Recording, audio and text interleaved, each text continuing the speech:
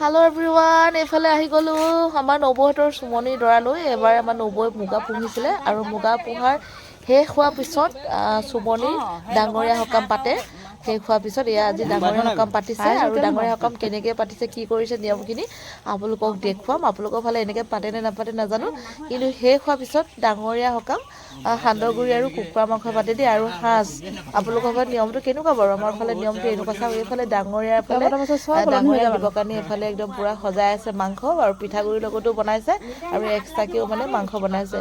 এইদৰে চুমনি চাওক একদম সৰুৰ পৰা ডাঙৰলৈকে আছে, কাৰণ যেতিয়া মুগা মানে প্ৰথম ফুটে তেতিয়া সৰু গছজোপাত দিবলগীয়া হয়, কাৰণ অকণমানি অকণমানি হৈ থাকে যে ওপৰলৈ বগাই যাব নোৱাৰে।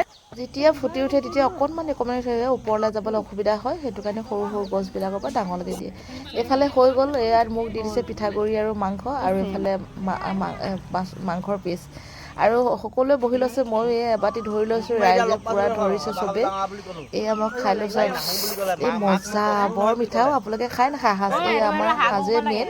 আৰু এইফালে চুমনিত আজি সকাম যেতিয়া আৰু পূৰা তামাম খাম আৰু দেই গাইছ, একদম খায়ে আছোঁ আৰু একদম সকলোৱে একদম খাবলৈ এতিয়া একদম আৰম্ভ হৈ গ'ল। আৰু এই চাওক চুমনি সকাম বহুত বছৰৰ মূৰত পাইছোঁ আৰু বহুত বছৰ মানে বহুত বছৰ হ'ল আৰু একদম ইমান ভাল লাগিছে আজি। একদম গোটেইখিনিয়ে বহি আছে মানে চুমনি সকামে আৰু তাৰপাছত এইফালে পিছ চাইডে চাওকচোন ইমান ডাঙৰ এজোপা বগৰী গছ আছে।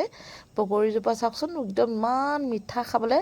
এতিয়া ডালপাত সৰি শেষ হৈ গ'ল, মুঠতে অকল ডালবিলাক আছে, মানে গুটি লাগি শেষ আৰু লোৱাৰ পিছত এতিয়া নতুন বছৰ কুঁহিপাত মেলিব। ধুনীয়া কুঁহিপাত কুলিয়েতো বিনাই আছে গছৰ ডালত আৰু এতিয়া নাই, বগৰীও নাই, পাতো নাই, কেৱল ডালকেইডাল লৈ জীয়াই আছে। আকৌ এতিয়া নতুন কুঁহিপাত মেলিব।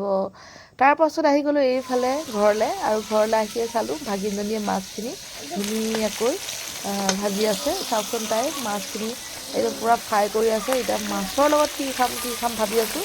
ভাবিলোঁ পিছ চাইডে একদম ডাঙৰ বাৰী এখন আছে, ঢেকীয়া আৰু তাত মানে একদম পূৰা টেঙাও আছে।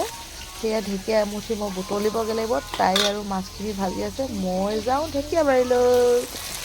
এইয়া ঢেকীয়া বাৰীলৈ আহি গ'লোঁ। চাওকচোন ইয়াত আৰু পূৰা টেঙেচি টেঙা আছে, দেখিছে নাই? টেঙেচি টেঙা আছে আৰু এইফালে ঢেকীয়া আছে, টেঙেচি টেঙা ডাঙৰ ডাঙৰ জাতীয়টো আছে আৰু এইফালে আৰু কি কি আছে আপোনালোকক দেখুৱাম, চাব দেই। একদম ঢেকীয়া দিছে নাই ধুনীয়া, একদম পূৰা টকলা হৈ আছে, তাতে ছিঙি খাব পৰাকৈ। আকৌ চাওকচোন আকৌ কচু আছে, সৰু সৰু কচু পুলিবিলাক। আৰু এইটো বতৰ তেতিয়া কচু খোৱা পুলি, কাৰণ সকলোৱে খাইছিলে নাই খোৱা নাজানো, আমি কেইবাসাজো খালোঁ কচু। কাৰণ আৰু কচু মোৰ একদম হেঁপাহ নপলাই, ঢেকীয়া আৰু কচু খাই থাকিব মন যায়। সেউজীয়া পাচলি খোৱাটো ভাল আৰু আপোনালোককো দেখুৱালোঁ অকণমান। Bye bye.